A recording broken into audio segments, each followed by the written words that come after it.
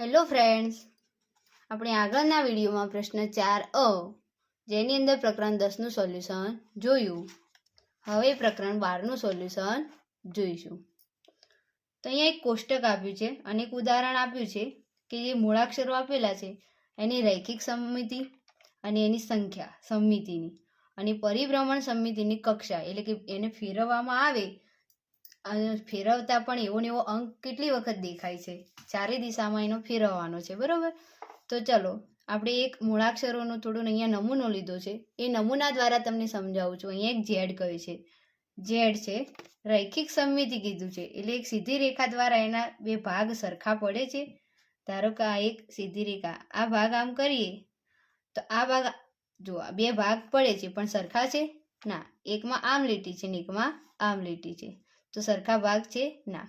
આડા લીટી કરી તો બી નથી થતી, આ ઊભી લીટી કરીએ તો સરખા ભાગ છે. સરખા ભાગમાં કેવું હોય કે ધારો કે આપણે એક અરીસાની સામે ઊભા છે ને એવું પ્રતિબિંબ દેખાય છે, તેવી રીતે આ બાજુ જેવો ભાગ છે એવો આ બાજુ દેખાય છે ના, નથી દેખાતો. તો અહીંયા રૈખિક સમમિતિમાં શું આવશે? ના આવશે. શું આવશે? ના. રૈખિક સમમિતિમાં ના આવે તો અહીંયા સંખ્યા પણ શું આવશે? 0. બરોબર. હવે પરિભ્રમણની સંખ્યા, તો આ જે ઝેડ છે આમ નામ છે, બરોબર, સીધી.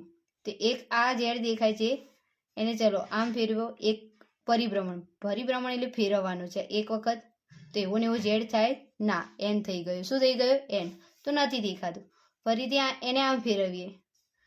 ચલો એક ટપકું કરી દઉં અહીંયા, એ તમને ખ્યાલ આવશે. આ એક આમ હતો, ઉપર એને બાજુમાં લઈ ગયા તો આકાર નથી બનતો, એને નીચે લઈ ગયા તો બને છે ઝેડ આકાર. એટલે એક, પછી આમ લઈ ગયા તો નથી બનતો, પાછો આમ આવ્યો તો ઝેડ બને છે. એટલે શું આવશે? 2 વખત. એની જે પરિભ્રમણની ફેરવીએ તો એની અંદર 2 વખત આપણને એવો આકાર જોવા મળે છે. તો અહીંયા લખી દીધું 2. હવે લઈએ એસ. ચલો એસમાં પણ શું આવશે? એના જેવું જ છે, ખાલી આ વળાંક આપેલા છે. જો આડી લીટી દોરીએ તો એના 2 સરખા ભાગ પડે છે? નથી પડતા. તો આમાં શું આવશે? ના. ઊભી લીટી દોરીએ તો એના 2 સરખા ભાગ પડે છે? તમે જોઈ શકો છો, નથી પડતા. પડે છે? ના. તો અહીંયા શું આવશે? ના. તો અહીંયા ના આવે તો અહીંયા પણ શું આવશે? 0. ચલો પરિભ્રમણની જે કક્ષા છે ફેરવતા અહીંયા એક લીટું કરી દો. તો એક તો આવે જ છે, પછી એને આમ ફેરવીએ તો એસ આકાર બને છે? ના. આમ ફેરવીએ તો હા બને છે. એટલે 2. એક તો પહેલા જેમ હતો એમને, અને આ ફેરવ્યું એટલે 2. આમ ફેરવવાથી આવે છે?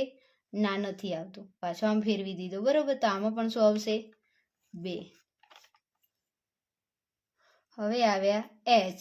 તો એચ ની અંદર તમે જોઈ શકો છો, આપણે એચ મૂળાક્ષર લીધો.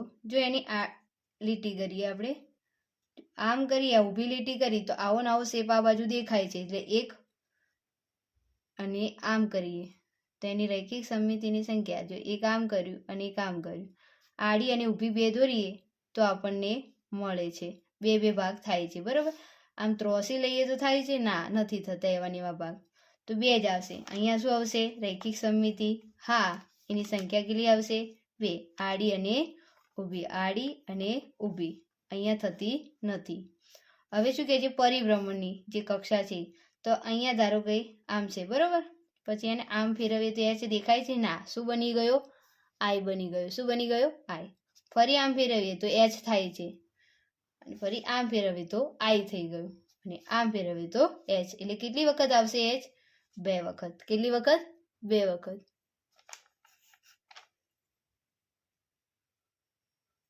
હવે લઈએ ઓ.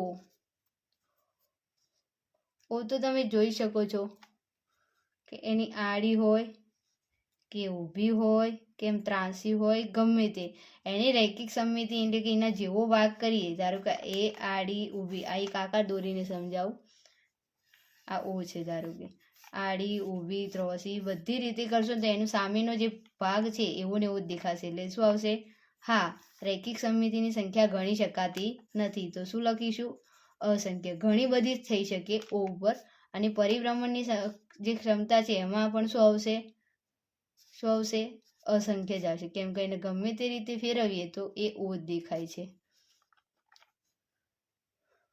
તો અહીંયા આવશે અસંખ્ય. ચલો ઈ જે છે એની અંદર આ ઊભી લીટી કરીએ તો એને સરખા ભાગ થતા નથી, પણ જો એની આડી કરીએ તો સામે સેમ ટુ સેમ આ બાજુ જે છે એવું ને ઉપરની સાઈડ પ્રતિબિંબ પડે છે. તો આમાં શું આવશે? રૈખિક સમમિતિની સંખ્યા થાય છે. તો પહેલાં તો કે હા, કેટલી? એક જ થાય છે. એને ફેરવીએ. ચલો તો આમ ફેરવીએ આડો તો ઈ નથી થતો, આ એમ આકાર દેખાય. આમ ફેરવીએ તો પણ નથી થતો, આમ ફેરવીએ તોય નથી થતું, છેલ્લે આમ. તો આની જે પરિભ્રમણની ક્ષમતા છે એને ફેરવવામાંથી સેમ ટુ સેમ એવો આકાર એક જ વખત દેખાય છે. તો અહીંયા પ્રકરણ 12નું સોલ્યુશન પૂરું થાય છે. તમને નમૂના દ્વારા આ કોષ્ટક તમને સમજાવી દીધું. હવે નેક્સ્ટ વિડીયોની અંદર આપણે મળીશું પ્રશ્ન 4બ સાથે.